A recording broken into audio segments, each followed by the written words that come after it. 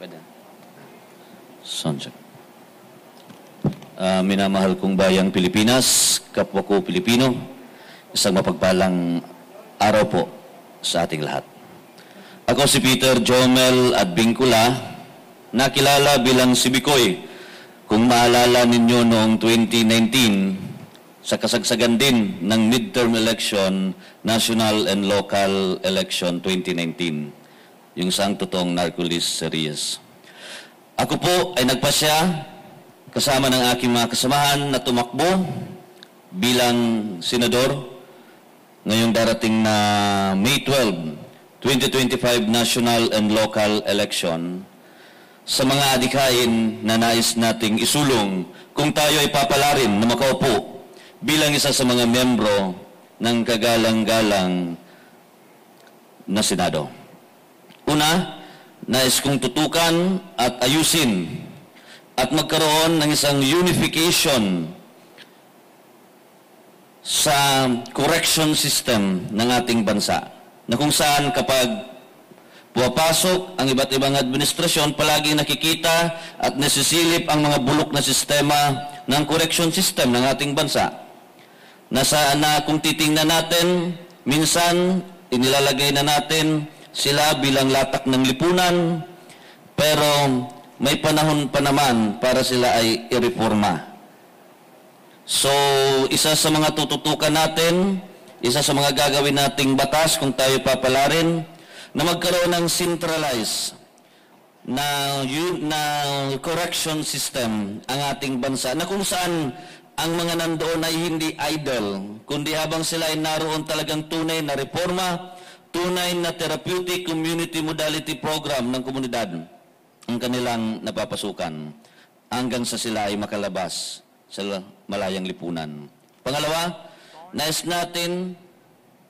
Sir, okay. tapos na po yung 2 minutes. Okay. May tanong...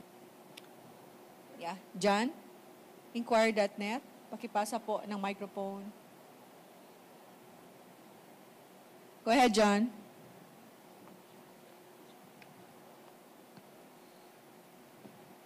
Hello, sir. Yun. Good morning, sir. Good morning. Opo. Ngayon, sir, itong mga kaganapan dito sa pamilyang Duterte at Marcos, itong kanilang hidwaan. Sir, pa makapasok kayo sa Senado, sir, will you push for, or will you support an impeachment against Vice President Sara Duterte? Unang-una, siguro ko sa ilang taon na nanungkulan si Presidente Duterte, marami siyang nagawa sa ating bansa. Alam niyo po, hindi sa mata ng kapwa natin tao, hindi lahat perpekto. Pero sabi nga, sa mata ng Diyos, perpekto tayo. Yun lang nagkakalungkot dito sa ating bansa, dahil pag tapos ka na sa panunungkulan mo, imbes na bigyan ka ng onra, sisilipin na ngayon lahat ng kontralaban sa'yo para nang sa ganon ay makita ka. Makita at masilip nila kung ano ang ibabato sa'yo, lalo na by 2028, isa sa tinitingnan ng frontrunner, BP Sara Duterte. At doon sa tanong mo directly, I will not support any impeachment against the Vice President Sara Duterte. Bakit, sir? Baka magkaroon tayo, sir, ng impression na that we are now for the Duterte, sir? Is that a fair assessment to you? That is my belief. That is my personal belief, and I will stand for it. Thank you, sir. Thank you. Our second question from Dwight Rappler po. Sir, good morning. Hello, hello. Sir, good morning. Good morning. Sir, how can people trust you if a court has already convicted you of perjury?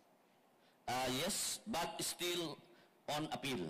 That case is particularly on appeal.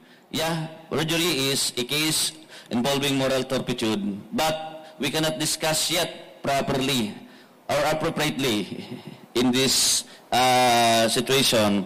Nakapile po yan sa Court of Appeal at nasa on appeal po yan. Sir, you're maintaining your innocence on that one? Yes, I am maintaining my innocence on that until the final verdict arrived from the Honorable Supreme Court of the Republic of the Philippines. Sir, ano pong qualifications nyo aside sa pagiging whistleblower? Hindi naman tayo siguro ko mangmang na tao, wala namang mangmang na tao. Kahit papaano, siguro ko mayroon naman tayong mga alam at mulat naman tayo sa mga nangyayari sa lipunan sa ngayon. Siguro ko sa nakikita ko na mga pwede kong maitulong ay ang mga ang mga komunidad, ang mga organisasyon na aking nalaukan at nasalihan na gusto kong maayos at mas mapayabong pa ang kanilang industriya. Katulad na lamang ng multi-level marketing company. Napakarami ngayon ng scam. Walang ahensya na nagkokontrol sa mga multi-level marketing company. Maraming investor, maraming kumpanya sa mga MLM company. Ang totoo at sincero, pero nasisira nitong mga nagtatayo na scam in just 6 to 9 months isasara. Makakolekta lang. So gusto pag ako ang naupo bilang senador, ipupus natin na magkaroon ng isang governing agency para dyan, natututok sa multi-level marketing company para makita yung mga scam network company at matigil ito. Okay. Okay na, Noy. Sherry Ann Torres from ABS-CBN.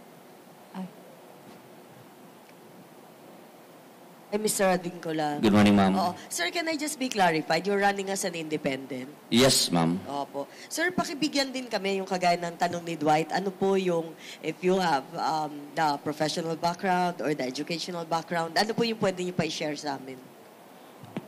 Siguro ko, maliban doon sa tanong niya, I am also involved in the indigenous people sector for how many years of time during my youth age in my province, in my hometown. I became a provincial IP Youth Federation President and regional IP Youth Secretary General. Nakikita ko hanggang sa ngayon, hindi pa tuluyang naisa sa katuparan ang RA 8371 or ang Indigenous Peoples' Right Act of 1997. Sa National Commission on Indigenous People, karamihan ang nakaupo ay hindi naman katutubo. At hanggang sa ngayon, mas pinapaboran pa ang mga dayuhan sa kanilang mga lupain kaysa sa mga ancestral domain claim at ancestral domain title na hanggang ngayon ay nakabinbin sa komisyon na para sa mga katutubo. So isa yun sa tututukan natin na mas paigtingin pa, lalo na yung batas na create during the time of then former President Ramos, yung IPRA Law 1997 na naisa katuparan sa panahon ni dating Pangulong Estrada. Oo. Sir, just two more questions. Una, who prompted you, who convinced you to run? And then second, why should the electorate vote for you? Siguro, actually po, isa sa mga hashtag natin yung hashtag pagbabago.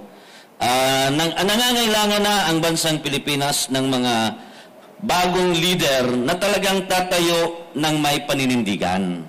Hindi yung, sorry for this word, trapo. Alam naman natin yan, sa mga media personnel, alam nyo kung sino ang mga trapo. Nandun sa kabila, nandito ngayon, nandun sa kabila, nandito naman ngayon. So tama na yung ganun. Sana totoong pagbabago na ang mangyari sa Pilipinas kasi kawawa ang taong bayan na ginagamit lamang, yun ang ginagawang kasangkapan, pagtapos ng eleksyon, yung mga pangako sa taong bayan nakalimutan. Sino nag-convince sa inyo? Is it a personal decision? It is not only a personal decision, it's a matter of a collective decision. Mga grupo, mga kasamahan, na naniniwala sa aking mumunting abilidad na kapag tayo ay pinalad na maupo sa Senado, ay makakatulong tayo na mas mapabuti pa ang ating bansa. Sir, last question na lang. Yes, ma'am. How are you going to run your campaign? Saan kayo? Bali, SOCMED? Kasi syempre, reality, pondo. Yes, During the reality. campaign. Oo. My team are already planning for that and they are now also organizing the secretariat for the Bicol 2025 for senatorial movement. So maybe it is a hybrid campaign, a combination of SOCMED and the old way, the classic way of campaign. But hindi po tayo katulad ng ibang mga kandidato na napakayaman. Hindi po tayo ganon. But kaya naman natin mag-ikot para magpakilala. One quick last question. Yes, ma'am. Mads Villar from Net25. Yes, ma'am. Hi, sir. It's a question Hi. lang po. First time niyo po ba na tumakbo sa kahit na anong position po, national and local? Actually, I attempt last 2022, but unfortunately, it was failed. And now, I am running first time for senatorial bet. Anong position po noong 2022? Sana mayor, hindi natuloy. Mayor saan po? Sa Sorsogon, in one town in Sorsogon. Thank you po. You have 31 seconds po. 31 seconds na lang. Maraming salamat po sa inyong pagtanggap, sa maalab na pagtanggap. Naway, may sulong po natin ang tunay na pagbabago Ituloy ang tunay na pagbabago, katotohanan para sa bayan, laban Bikoy. Magandang umaga po sa ating Okay, lahat. Diyos mabalus po.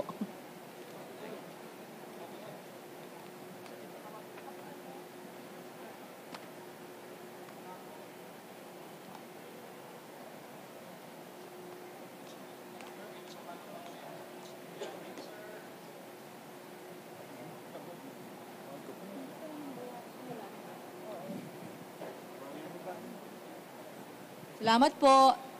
Nonoy.